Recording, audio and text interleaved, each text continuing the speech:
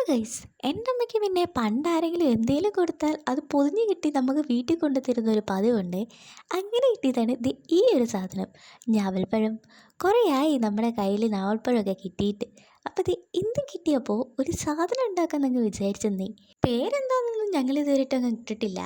നമ്മൾ ആദ്യം കഴിച്ചു നോക്കിയിട്ട് ഇതിൻ്റെ റെസിപ്പി ഇടാമെന്നാണ് വിചാരിച്ചത്. ഞങ്ങൾ കഴിച്ചു നോക്കിയപ്പോൾ കുഴപ്പമൊന്നുമില്ല. അപ്പോൾ അങ്ങ് വിചാരിച്ചു റെസിപ്പി ഇടാമെന്ന്. എന്ത്, ബാക്കിയുള്ളവർക്കും കൂടെ ഒന്നും വരണ്ടല്ലോ. അപ്പോൾ നല്ലപോലെ കഴുകി വൃത്തിയാക്കിയിട്ട് ഒരു പാത്രത്തിലേക്ക് ഈ ഞാവൽപ്പഴമൊക്കെ ഇട്ട് നല്ലപോലെ കൈകൊണ്ടാണ് ഞെരടേണ്ടത്. ഞെരടി കഴിഞ്ഞ് പഞ്ചസാര ഇട്ടിട്ട് ഈ ഒരു പരുവത്തിൽ അടിച്ചെടുത്തിട്ട് നല്ലപോലെ അരിപ്പ അങ്ങ് അരിച്ചെടുക്കണേ.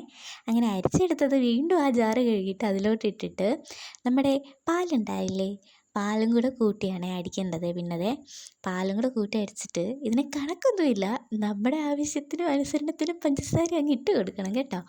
പിന്നത്തെ കാര്യം എന്ന് പറഞ്ഞാൽ അത് നല്ല ടേസ്റ്റ് ഉണ്ടായിരുന്നേ. അപ്പോൾ ആദ്യം തന്നെ ഞാൻ ഉണ്ടാക്കി കുടിച്ചതിന് ശേഷം കേട്ടോ വീട്ടുകാർക്ക് കൊടുക്കുന്നത്.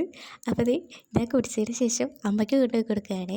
സാധാരണ ഞാൻ എന്തെങ്കിലുമൊക്കെ വെച്ചാൽ ഉപ്പ് കൂടി മുളക് കൂടി അതിങ്ങനെയാണ് ഇതിങ്ങനെയാണ് എന്നൊക്കെയാണ് പറയുന്നത്. അപ്പോൾ ഇത് ഡയറക്റ്റായിട്ട് ഞാൻ അമ്മയ്ക്കൊക്കെ കൊണ്ടുപോയി കൊടുത്തപ്പോൾ പുള്ളിക്കാരിക്ക് എന്താണെന്നറിയത്തില്ലെന്ന് ഇഷ്ടപ്പെട്ടെന്നേ. അത് ഇനി എനിക്ക് ഭ്രാന്തായതാണോ അതോ വീട്ടുകാർക്ക് മൊത്തം ഭ്രാന്തായതാണോ എന്നറിയത്തില്ല. സംഭവം കുടിച്ചിട്ട് പറയുന്നത് നല്ല രസമുണ്ടെന്ന്. സത്യം പറഞ്ഞാണ്ടല്ലോ നല്ല രസമുണ്ടായിരുന്നു. ഇതൊക്കെ കിട്ടുമ്പോൾ ഒന്ന് ഉണ്ടാക്കി നോക്കണം കേട്ടോ. പിന്നെ ഇനി ഞാവൽപ്പഴം കേടാന്നും പറഞ്ഞ് ആരും പൊങ്കാല ഇടാൻ വരണ്ട. പറിച്ചപ്പോൾ നിലത്ത് വീടുമ്പോൾ ചതഞ്ഞു കേട്ടോ. അതൊക്കെ നല്ല ഫ്രഷ് സാധനമാണ്. അപ്പോൾ അവർ പറിച്ച് അമ്മയ്ക്ക് കൊടുത്തു വിട്ടപ്പോൾ അത് അമ്മ ഇങ്ങ് കൊണ്ടുവന്നതാണ് കേട്ടോ. അപ്പോൾ ഇന്നത്തെ വീഡിയോ ഇത്രയേ ഉള്ളൂ. അടുത്ത വീഡിയോ വീണ്ടും കാണാം. ടാറ്റാ.